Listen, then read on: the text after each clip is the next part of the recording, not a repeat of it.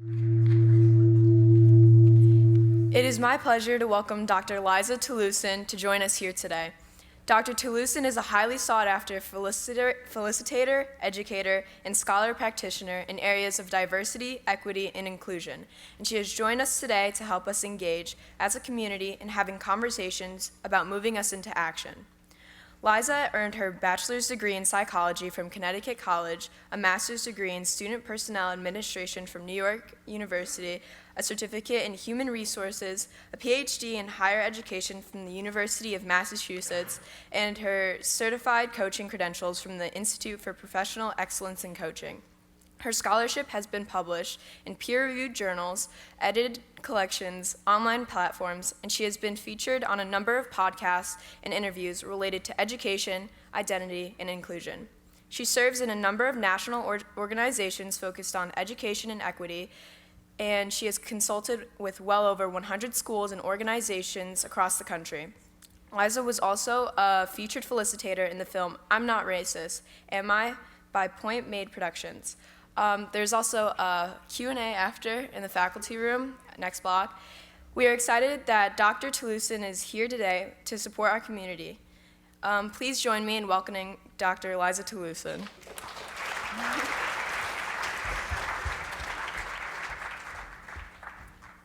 Hi, good morning, folks. Thanks so much for the invitation to be with you today. I'm grateful that I was asked to come the day after we've celebrated and honored the holiday for Dr. King. Similarly to what you did yesterday, I was at another school where they spent the entire day really diving deep into the legacy of Dr. King and then the work that he and many others in the movement have really inspired and promoted that we're celebrating, or what we celebrated yesterday. But one interesting thing tends to happen the day after the King holiday, and I usually use my social media feed as a gauge. So yesterday, and certainly the day before, there was lots of photos of Dr. King and people writing about the ways in which the movement has inspired them. And then when I woke up at 6:30 this morning, it's back to like the Beachbody workout that I did, or like the food that I'm eating, or things that are happening as if the holiday never happened. And I think that's pretty normal, right? Like nobody celebrates my birthday days after it happened either. So there's a natural just part of, well, it's the day and we're thinking about it. But really when we're honoring Dr. King's legacy, it's about what is the inspiration that's happened on that day and how do I move it forward? So I've been thinking a lot about, well, how do I take yesterday's reflection and move it into action? My understanding of Dr. King's work, and everybody does have a different interpretation, is that King never just wanted me to sit and think about the good things that could happen, but to actually be inspired to do something. And so knowing that you had a big day yesterday, I thought it would be helpful to share a little bit about what compels me to action, where I needed to find a space to move into action. So 2 key things for our 20 minutes together. The first is just thinking about what do we tend to reflect upon giving the world of Dr. King, and then what steps can I take into action? So when I think about what's kept me from taking action, I've always thought that I was never gonna do it right. That when I read about all these people who've been involved in the civil rights movement, I'm like, they have totally figured it out. And I'm like, I am gonna look horrible. Because in my head, when I think about the action that I can take, I sound like Beyonce. I feel like I've got it totally put together. And there have been times that I have tried to put my thinking into action, and I've turned out a little bit sounding a little more Kermity than Beyonce. I mean, another example is this, right? So when I imagine myself waiting for perfection to try something or turn a reflection into action, it definitely looks like the one on the left. I do watch a lot of Netflix, and so when I think about the show Nailed It, favorite, it always tends to feel like I've kind of done, my work looks a little bit more on the right. And I realize that even though we spend an entire day thinking about the incredible things that Dr. King and people of the movement have done, that we're often keeping ourselves from doing that work because there's so many issues to tackle. People often focus on the race part of Dr. King's message, but oh my goodness, King was literally looking at economic justice and the dismantling of systems of poverty, peace in third world countries. I mean, there were so many things. And I often feel like I don't know everything about everything. So for me, that has often kept me from engaging in real work because I'm terrified about not sounding perfect. One of the other reasons, the things that's kept me from engaging in action, is that there are so many things that I just don't know about people. You've probably seen this iceberg metaphor before. When I look at you, there are certain things I might understand or even make assumptions about, but wow, there's a lot that I don't know about people. And I think I'm a good person, so I don't ever want to say anything that's gonna offend or insult someone. So sometimes instead of engaging in those conversations, I'm like, let me just back up and not do anything at all. But then comes the King holiday. And then I start to think about, well, what does it mean if I just wait for the perfect moment, or wait until I feel like I'm the smartest person to be able to do this work? And it's led me to this moment of, all right, well, there's two choices I can make. I can become an activist, which is what I think King was inspiring folks to do, to engage in political and social change. Or, for my friends who've grown up in the 90s, I can pull a little Alicia Silverstone, and I can act as if I know what I'm doing, or I can act as if I have some sort of agency in this work. And one of the ways that I've had to learn a little bit more so I can get more comfortable about sounding smart or doing the right thing is really turning to books. I was terrified about going to those like intergroup dialogue sessions or even those open forums where people had to talk to each other. I'm far more introverted than I think people realize. So for me, it was about turning to books. Where can I find information about the movement or about activism or about justice? And some of you all do come together. I know that yesterday you had opportunities to dive into the 1619 Project and get in conversation. I believe it's true that some of you were like, this is the greatest thing ever, these discussions. And some of you who might be like me are like, I am terrified. So I started to read more about Dr. King's work.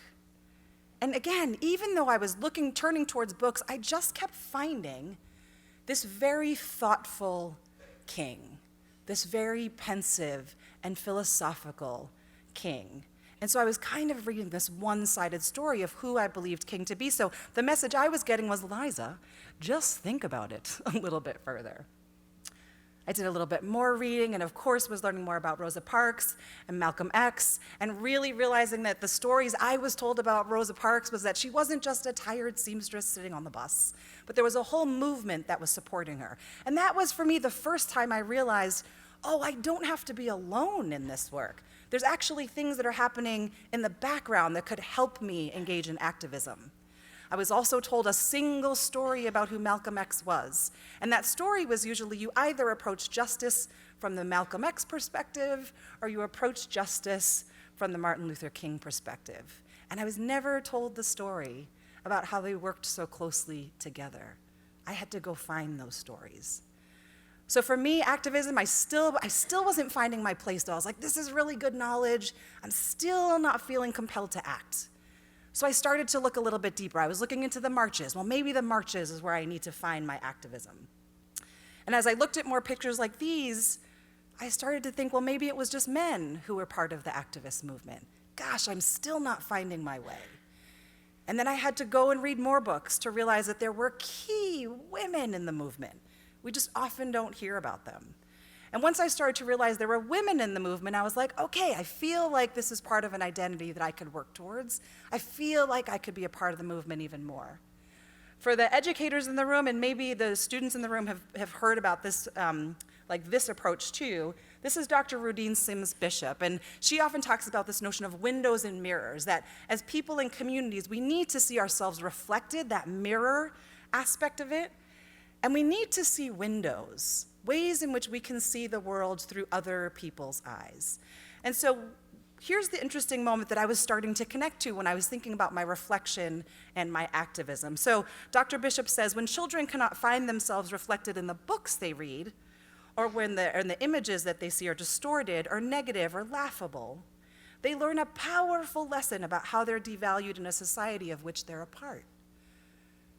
So I identify as Asian American. I identify as Filipino. I'm second generation. My parents immigrated to this country in the late 70s.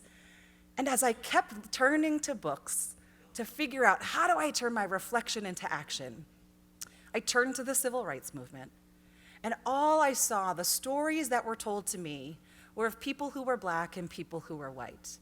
And so as someone in the movement, I was like, that's great. I'm not Black or white, so I'm an ally. I don't hold those identities. I'm definitely an ally in the civil rights movement. And that felt good. Except I wanted to be more than an ally. I felt like there was more that I needed to do in it. And so again, I do acknowledge that this is a space where our education, and my education in particular, has really failed me. I went through elementary school, high school, bachelor's degree at an amazing college. I see Miss Garcia back there. We both went to the same school. And then on to my master's degree and my doctorate. And folks, I still believed myself to be just an ally, that as an Asian American in a movement about Black and white people, I was just an ally. And again, that was good. It just wasn't good enough. It wasn't compelling me into action. So I needed to turn to books again and try to figure out, my gosh, who are Asian American activists? Are there any? Because I need to turn to someone. I have no mirrors here. And so I'm going to put this slide up here for just a moment. And it's not to quiz you and not to go, oh my gosh, how many do you know or not know? I just want you to notice how many of these images you may or may not be familiar with.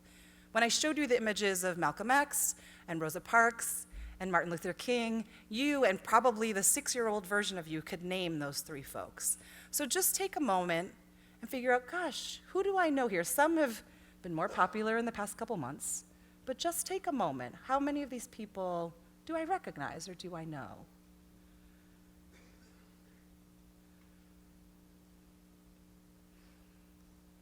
And so here are the list of who folks are. You can tell the Black and white versions are a little bit older, so these were folks who were part of the movement at the time. And there's some a little bit more current.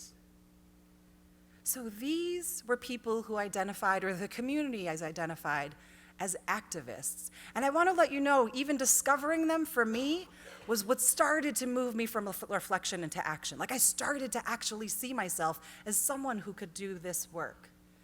Now I want to give you a little disclaimer about this next slide.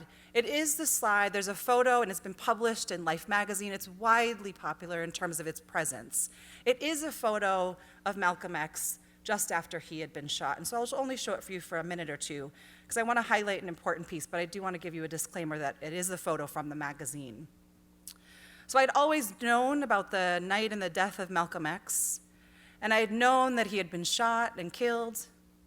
And I'd seen this photo a dozen times before I even realized this part. I had never really noticed the Japanese American woman who was cradling Malcolm X's head. And that woman is Yuri Kochiyama. So in the moment when Malcolm X had been shot, as you would imagine, there was gunshot. People started to run out of the building, except for Yuri Kochiyama. Yuri Kochiyama ran towards Malcolm X, and as he died, she cradles his head and stayed with him. And so this was the moment when I realized that my people were not just allies in the movement, that my people were there. So I started to go down another road. Well, if my people were at that moment, where else were my people? We were just talking earlier about this photo that I had not come across until almost recently, where Martin Luther King was wearing a Hawaiian lei. I had never learned about the ways in which Polynesian culture and people from Hawaii had been a part or in that movement. I had never known that. That was never told to me, and yet here's this historic photo. I have an understanding that people know who the person on the far is. Yeah? You're like, you better know, because we teach about his books. I had never understood the ways in which South Asian folks had been involved early in this movement. I always thought it was something that happened much later. So I'm helping you to understand, like in this moment for me, to know that Asian and Asian Americans and South Asian folks were here and part of the civil rights movement started to get me to move reflection into action. I could actually see myself. I saw my people in this movement. And so I want to invite you to understand, like, so what steps can you do to turn reflection into action? Maybe you're sitting there and be like, oh my gosh, Liza, I never saw those photos either. Wow, like there is a part of me that sees myself in this movement now, not just a day of reflection. And maybe you're wondering, maybe you have another identity, like, oh, I wonder if this identity or this part of my identity was also present in these activist movements. And so we've got to figure out what you want to do. Now, what's interesting about the other part of my personality is that I like to be liked. I don't like being unpopular. I don't like being disliked. I think there's a part of me that is social and just likes to be liked by people. And yet I do work that in some spaces makes me widely unpopular, where, I'll say like, oh, it's Diversity Day, and people will either go, yay, or they go, oh, right, like that, 50-50 chance that I'm walking into a certain type of room. And then I realized that even though I'd been told these beautiful stories as a child about Martin Luther King as a hero, and we have this holiday and everybody celebrates him, I have to remember that if he was beloved at the time, he would still be around inspiring us and not relying on people to carry the message. Martin Luther King at the time was widely disliked. And so it is an interesting story because I always felt like I had to do justice work in a way that everybody would like me, in a way that would never upset anyone. And when I think about one of my biggest heroes, Dr. King, I have to remember like, oh, so he did enough and people didn't like him. And it did connect me to, oh, so then I can keep doing this work, that I don't have to always do it in a way that people are gonna like me, but in fact, some of the work that I do might be incredibly disruptive to people. And I'm always reminded that on those days when I just want to quit and I just want to be liked and I just want to have it all go away and I just want someone else to fix the world, I am reminded of this quote that I keep up in my office on those days that are just more difficult than others. So King said, if we do not act, we shall surely be dragged down the long, dark, and shameful corridors of time, reserved for those who possess power without compassion, might without morality, and strength without sight. And so I have to remember to always keep those when I do activist work, and that's what's helped me move from reflection into action. So what could you possibly do? I tell my story not for you to go, oh, let me do it exactly like Liza did it. I couldn't replicate it in a way that someone else did either. You'll have to find what compels you. As you're on that journey, here's just a couple of pieces that might be helpful. It was helpful for me to map out the ideas that I knew really, really well, and then to find the ones that I didn't know very well. At one point in time, the things I didn't know very well stopped me. I was like, I am not showing up until I'm the smartest in the room. Well, I never showed up. So I had to map out what I did know and what I didn't know. I then had to figure out what are the resources that I need to fill the gaps. I couldn't rely on my school system. My school system already hadn't given me that information.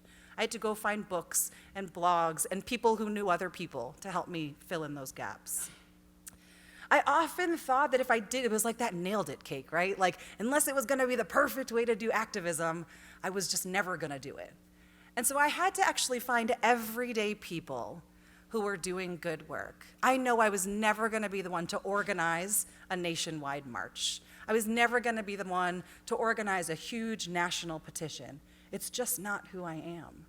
So I had to find the people who were doing good everyday work in order to keep moving. Especially at a place like Taft, where you do have so many people who are passionate about this work, doing this work can feel really lonely. So find other good people who you can connect with so you don't feel as alone. Dr. King did not do this by himself. He had an entire movement of people, and Dr. King was the face of that movement. You want to create your everyday activism. Sure, it's helpful to go to a march here and there or to sign a big petition here and there, but what does it mean for you to sustain this type of work, to do it every day? You can do it in your hallways. You can engage in everyday activism at school. It doesn't always have to be this grand gesture. And then finally, get support from others. Find ways in which your school can provide resources for you. Especially as we enter into this really tense political climate, though we've probably been in it for much longer than we believe, we have to remember that schools and education are the places where we should engage in critical discourse. For some of you, you may not have critically discourseful conversations at home or with your peers, but school is the place we're supposed to do this. And so as King says, the function of education is to teach one to think intensively, to think critically. Intelligence plus character, that's the goal of true education. And I'm confident you're getting that here at Taft, and there's ways in which you can keep asking for more and engaging more here. So I'm going to leave you with this as we think about returning reflection into action. It's really simple. Just asking yourself, what can I do to make things better? Better for who? Better for those who need it? Better for myself in solidarity with other communities? But there's got to be a way that you can do things just to make things better. I'm really grateful for your attention today. Thank you for the good work that you do here at Taft, and hopefully I'll see some of you at the Q&A later. Thank you.